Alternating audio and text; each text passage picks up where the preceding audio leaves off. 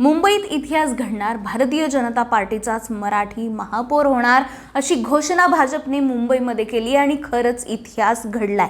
गेल्या 2 ते 3 दशकांपासून मुंबईत असलेल्या ठाकरेंच्या वर्चस्वाला धक्का देत भाजप आणि शिंदे शिवसेनेची आघाडी मुंबई महानगरपालिकेवरती बहुमताने निवडून आली आहे। पण मुंबईचे खरे धुरंधर ठरले ते देवेंद्र फडणवीस। जिथे मराठीचा मुद्दा इतका तापलेला असताना मुंबईने उद्धव आणि राज ठाकरेंना डावललं आणि फडणवीसांना जिंकवलं। कसं काय त्याबद्दल बोललंच पाहिजे। देवेंद्र फडणवीसांना भाजपच्या या यशाचा धुरंधर ठरवण्याचा उद्देश म्हणजे 29 महापालिकांची एकाच वेळेस निवडणूक लागलेली। त्यामुळे फडणवीसांच्या आतापर्यंतच्या राजकीय कारकिर्दीतली ही सर्वात मोठी निवडणूक म्हणावी लागेल। बरं, या निवडणुकीत भाजप हैदराबाद पॅटर्न राबवेल, मोदी शहांना बोलवेल, केंद्रीय नेत्यांच्या प्रचार सभा ठेवेल असा अंदाज होता। पण असं न करता फडणवीसांनी उलट स्ट्रॅटेजी अशी अवलंबली।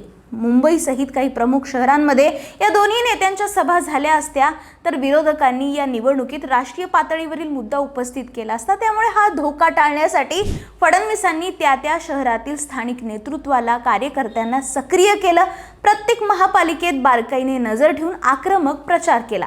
मी पक्षाचा मोठ्या प्रमाणात प्रचार करून अनेक सभा घेत असल्यामुळे काही जण माझी खिल्ली उडवतायत, मात्र या स्थानिक स्वराज्य संस्थांच्या निवडणुका प्रामुख्याने कार्यकर्त्यांवर अवलंबून असतात। हा मुद्दा फडणवीसांनी लक्षात आणून दिला। तळागाळातील कार्यकर्त्यांकडे दुर्लक्ष करणारा कोणताही पक्ष राजकारणात जास्त वेळ तग धरू शकत नाही। हेच लक्षात घेऊन देवेंद्र फडणवीसांनी स्थानिक नेत्यांना, कार्यकर्त्यांना, पदाधिकाऱ्यांना महत्त्व दिलं। मुख्यतः म्हणजे मुंबईचं बोलायचं झालं तर देवेंद्र फडणवीसांच्या 2 हनुमानांनी कमाल करून दाखवली। एक म्हणजे भाजपचे महाराष्ट्र प्रदेश अध्यक्ष रवींद्र चव्हाण आणि दुसरे म्हणजे मुंबई अध्यक्ष अमित साटम। या दोन्ही नेत्यांना त्या पदांवर नियुक्त करण्याची स्ट्रॅटेजी फडणवीसांचीच होती। योग्य नेते निवडण्यापलीकडे महत्त्वाचं असतं ते प्रचारासाठी योग्य रणनीती आखणं।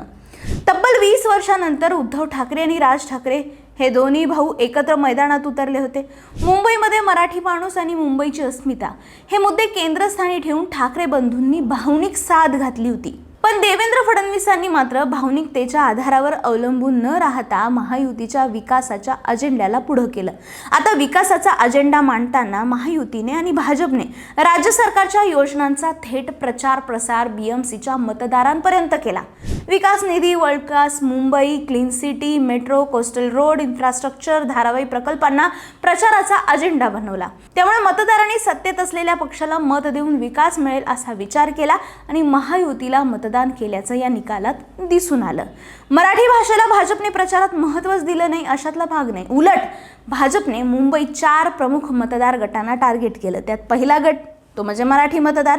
ठाकरेंच्या मराठी मुद्द्याला काउंटर करण्यासाठी मराठीला अभिजात भाषेचा दर्जा देण्यापासून ते बीडीडी चाळींच्या पुनर्विकासाद्वारे भूमिपुत्रांना हक्काची घरं देण्यापर्यंतचे मुद्दे भाजपने या प्रचारामध्ये हायलाईट केले। थोडक्यात मराठी अस्मिता प्लस विकास अशी दुहेरी रणनीती महायुतीला इथं फायद्याची ठरली। दुसरं म्हणजे गुजराती, उत्तर भारतीय मतदारांना भाजपने जवळ केलं। मनसेने आजवर मुंबईतील परप्रांतीयांच्या विरोधात आक्रमक भूमिका घेतली, परप्रांतीयांना दुखावणारी वक्तव्य केली। ठाकरे बंधूंनी मराठी विरुद्ध हिंदी असा मुद्दा अधिक जोरकसपणे मुंबईमध्ये मांडल्यामुळे परप्रांतीय मतदार आपसुकच भाजपकडे वळाले। भाजपला आधीच गुजराती मतदारांचा पाठिंबा होता। उरले उत्तर भारतीय मतदार तर मुंबईच्या लोकसंख्येत उत्तर भारतीय मतदारांचं एकूण प्रमाण हे 20% अधिक असल्याचं समजतं। एकेकाळी काँग्रेसची पारंपरिक वोट बँक असलेला हा मोठा वर्ग आता भाजपच्या जवळ गेला आणि यासाठी भाजपने हिंदुत्वाचा अजेंडा समोर केला, जो अमराठी मतदारांना म्हणजेच उत्तर भारतीय मतदारांना आकर्षित करणारा ठरला। याच आधारे भाजपने ठाकरे बंधूंच्या मराठी अस्मितेच्या मुद्द्याला शह देत उत्तर भारतीय, गुजराती मतदारांशी जवळीक साधली। चौथा मतदार म्हणजे मुंबईतील दलित मतदारांना आकर्षित करण्यासाठी त्या भागातील प्रचाराची जबाबदारी भाजपने केंद्रीय मंत्री रामदास आठवले यांच्यावरती सोपवली। भाजपची हीच रणनीती प्रभावी ठरली। पण तुम्हाला काय वाटतं, भाजपने सर्वात श्रीमंत महानगरपालिका कशी जिंकली असेल? कोणते मुद्दे निर्णायक ठरले असं तुम्हाला वाटतं? ते कमेंट करून नक्की सांगा आणि राजकीय घडामोडी विस्ताराने ऐकण्यासाठी आमच्या लगावती YouTube चॅनलला सबस्क्राईब करायला विसरू नका।